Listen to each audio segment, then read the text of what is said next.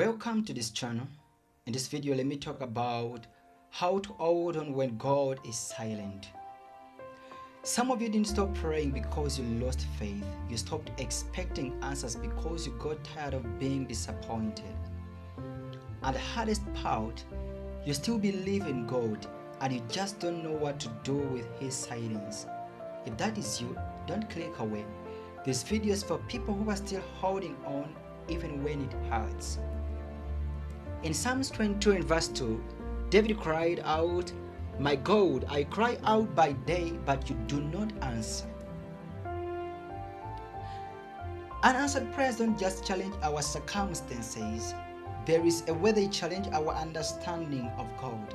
Because when heaven feels quiet, the questions get loud. Did I pray wrong? Am I being punished? Did God hear me and choose not to answer? Many believers don't walk away from God in moments like this.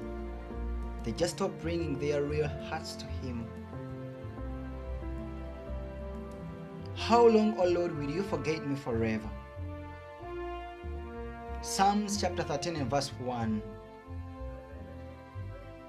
I have sat with people who prayed for healing, prayed for restoration, prayed for relief, prayed for miracles, and time passed, nothing changed. Not the diagnosis, not the situation, not the pain, but something else changed. Their prayers became shorter, their worship quieter, their expectations lower, not because they stopped believing, but because they were trying to survive the disappointment. In the book of Proverbs chapter 13 and verse 12, the Bible defines the state of our hearts when hope is deferred. It becomes sick.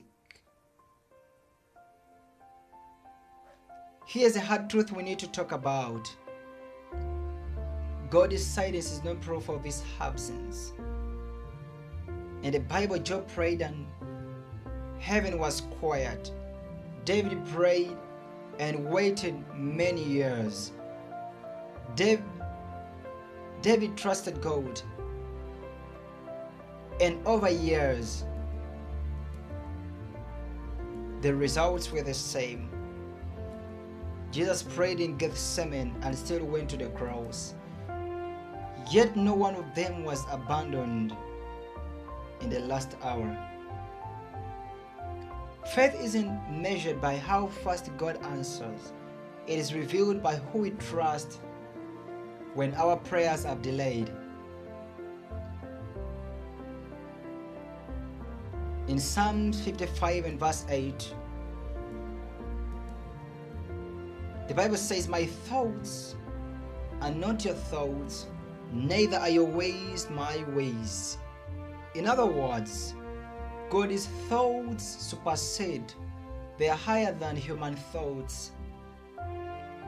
And His ways, the way of His doing, is above our ways. What do we do when prayers go unanswered? Number one, pray honestly. Don't make polished prayers. God never asked for perfect prayers. He asked for honest prayers. Read the Psalms. They are full of questions, they are full of frustration, and they are full of even anger. Psalm 62 and verse 8. David poured out his heart to the Lord.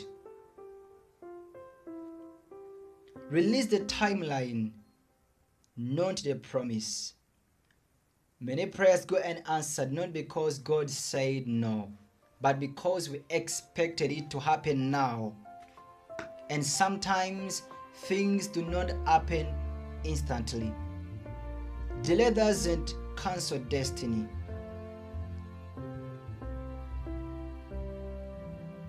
Though it lingers, wait for it. Habakkuk chapter 2 and verse 3. Redefine what faithfulness looks like.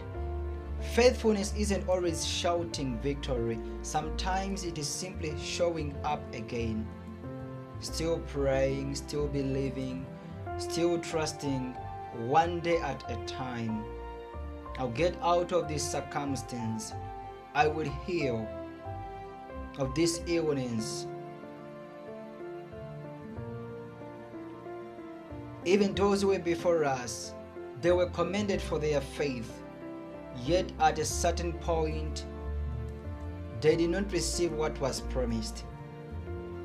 Hebrews 11 verse 39. If your prayers feel unanswered, it doesn't mean you are unheard. Heaven keeps perfect records, even when earth shows no results. And sometimes the greatest miracle isn't what changes around you, but what refuses to die within you. The Bible says God works all things together for good. Romans 8:28. If this video spoke to you, don't stay silent. Comment below. What prayer are you still holding on to even when it is hard? Your story might be the confirmation someone else needs to keep believing. And if you're walking through a season of unanswered prayers, subscribe to this channel. This is a space for faith that survives the silence. Remember, you are not forgotten, you are not fading, and God is not finished with you. Hold on.